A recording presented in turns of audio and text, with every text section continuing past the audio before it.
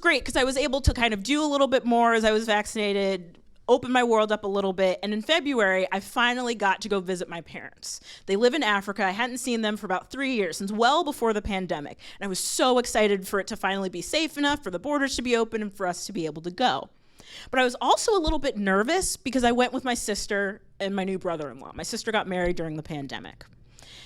And if there are any of you out there who are the older sibling, who have younger siblings who are already married, and you get all those questions from like your aunts and uncles and older cousins of like, are you next? When are you bringing somebody home?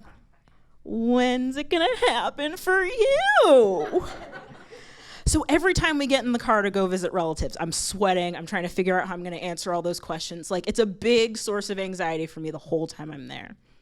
And I can now report, on the other side of a week-long trip, there were no questions. People have stopped asking. That's how old I am. And those of you that are a little bit younger and you're like, oh, I hate it when they ask, you're gonna have some feelings when they stop, let me tell you. And at first it was really difficult because it's like, the people that are supposed to believe in me most have just given up.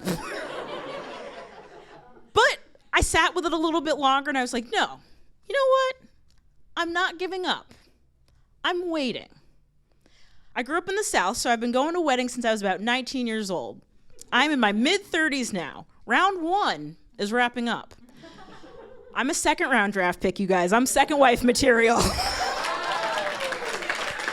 So my time is coming. We all had time to get to know ourselves over the course of the pandemic. Here's what I learned about myself. I am romantic, but I'm not naive. I am smart, but I'm the kind of smart that doesn't mind telling men that they're being stupid, which I'm told is off-putting, but I'm too old to change at this point. And I'm cute enough, but I'm in no danger of getting pursued by Pete Davidson. So like, I understand what I'm working with, you know? The best way that I can describe it is I am a minivan of a human woman. First, I should specify, not a sports utility vehicle, can't stress that highly enough. I am not splashing through streams, I'm not scaling mountains. Vans are not an athletic shoe. I am in the breakdown lane with a minor inconvenience. But think about it this way. Practically nobody goes for a minivan as their first vehicle, all right? DJs, shitty drummers, and youth pastors. That's really it, which, no, and creepy. But minivans are a vehicle you come to realize that you need over time as your lifestyle comes to meet it. So I am just waiting for the guy that needs something sturdy, dependable, willing to help move a couch if asked, and like, if there are just a ton of cracker crumbs and empty seltzer cans all over the place, like, you look past it because it gets you where you need to go. That's me, your 1997 Ford Windstar of a woman.